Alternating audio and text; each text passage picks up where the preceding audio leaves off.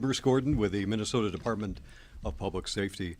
We're here today to discuss the process and how the BCA conducts officer-involved investigations. As you know, the incident in Minneapolis is very much an active and ongoing investigation. As a result, there are elements of that case that we are unable to discuss. Drew Evans, the superintendent of the BCA, will explain in just a moment. He'll also be available to answer a few questions after an opening statement. Also here today are Minnesota Public Safety Commissioner Mona Doman and Kevin Lindsay, the Minnesota Department of Human Rights Commissioner. Drew Evans. Good afternoon. This afternoon I'll cover some aspects of our investigation, provide you a little bit of update as to where we're at. Last night, Jamar Clark, age 24 of Minneapolis, died as a result of the injuries sustained in the incident involving the Minneapolis police officers on November 15th. He has been taken to the Hennepin County Medical Examiner's office for autopsy, which will be underway. The police officers that were involved in this incident are still on paid administrative leave, and our agents are in the process of arranging interviews in the next day or two with them to interview them in relation to this incident. One of the reasons we're here today is to provide a little bit more information as to where we are. BCA agents have been working to interview numerous witnesses related to this case. They've talked to numerous people. They've been gathering evidence, gathering information, and gathering video related to this incident. Several videos have been obtained related to this incident, none of which captured the event in its entirety. Those video will not be released at this time, as it is normal protocol with our investigations, as releasing them would impact the integrity of the investigation that's ongoing currently, and would impact the integrity of the eventual prosecutorial review process that will be pending at the conclusion of our investigation. The police officers' names will be released after the interviews have been completed, which are ongoing. Our agents from the BCA have been in contact with the FBI, and there are two separate aspects of this investigation that are ongoing. They have identified the roles of both the BCA, which is investigating the officer-involved shooting related to Minnesota laws, and then the FBI, which will be examining the incident related to federal civil rights laws as well. So at this time, we will open it up for a few questions. Can you confirm the race of Mr. Clark? Mr. Clark is African American. Can you also just kind of elaborate? You know, a lot of these protesters, you're hearing them say that they really want you guys to release this video. Like you just said, that's not going to happen. This video is going to show the whole situation in its entirety. So can you just tell them, I mean, another reason why we just can't release any of this video is that it could taint witness interviews. You can kind of just elaborate on that. So the video that we've received, as I've noted, does not capture the incident in its entirety for many of the videos that we've received so far. As part of the investigative process, we're interviewing many witnesses. We'd ask anybody that still has video to come forward and contact the BCA at 651-793-7000, or anybody that's witnessed the incident that occurred. Part of that, as we've noted in releasing that, is we don't want to taint the interviews that may be ongoing with witnesses in this case, and by having the video being public, we would potentially taint portions of the investigation.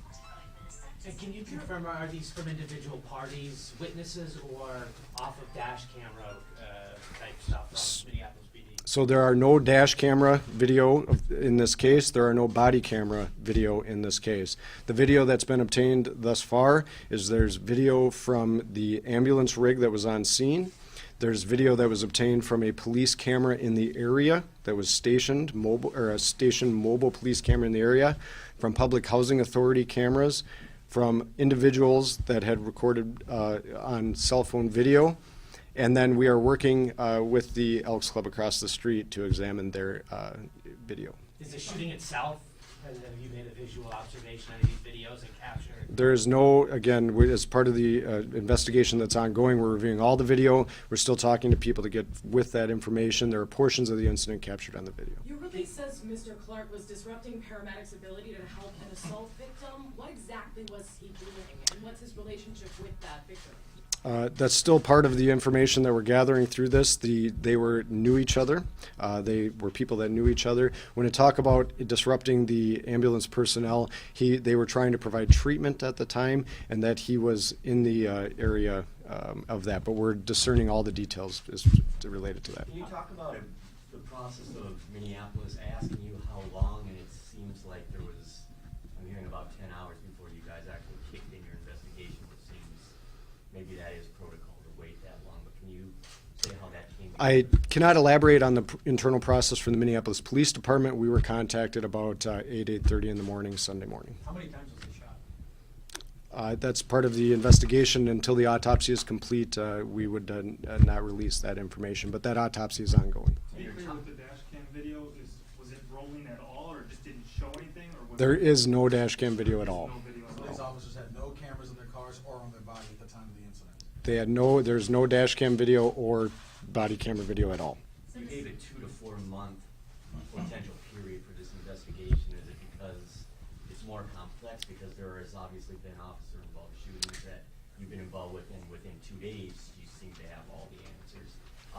Is that a normal timeline, or why is it more complicated? 2 to 4 months is the typical timeline for us to complete investigations. What I will say is this investigation has been given top priority by the BCA, and we will diligently work on this investigation, and it will, as long as that may take. We have interviews and witnesses that are continuing to contact us, and we will complete our investigation when we've covered all aspects and it's complete at that time. Can you talk about the experience level of the 2 officers, and also how long they've been with the force? Again, we'll identify the officers once they've been interviewed, and we'll provide additional information at that time. Say the race of the officer? Again, we'll identify the officers once those interviews have been completed. During this incident, have you confirmed shot once? No, we have not confirmed anything. That the autopsy, once it's complete, will be able to provide additional details. How difficult will it be when you don't have the video in its entirety? Like, how difficult will it be to actually, I guess, figure out exactly what led to the shooting? So this is part of the reason that video wouldn't be released in these cases, is that we want a thorough and complete investigation where we talk to the witnesses, we examine the video, we examine all the forensic evidence that's undergoing testing in our laboratory, and that we piece all of that information together to provide a complete investigation that will be presented to the county attorney for review, who will make a determination on how to proceed with the case from there. Will you be able to use all that technology to determine if he had handcuffs on when he was shot? People in the community say so. We're told law enforcement says no. Will you be able to determine that at all? And as I've said, the investigation we're still undergoing as to exactly how the handcuffs were, it came into this scene. There was handcuffs at the scene at the time, and that we're still examining whether or not they were on Mr. Clark or whether or not they were just fall out at the scene. That's what we're trying to ascertain. Where on his body was Mr. Clark shot? Again, the autopsy will provide additional details once that's completed. Can you tell us if you have any weapons in evidence, one or more, and what the nature of those weapons are? So we would always, in any officer-involved shooting investigation, we would obtain the officer's weapons involved in the investigation. So we would have officers' weapons that were used in an incident. Was Does there a weapon? 5 car have dash cam video, and was it just not rolling? No dash cam video in this case. So it didn't even have a dash cam? That is my understanding. And are the officers' weapons the only weapons you have at this point? That's correct. Were any weapons found connected to the victim, suspect, however, Mr. Clark? Are you confirming that he was unarmed? There was no weapons found at the scene. Okay, thank you all.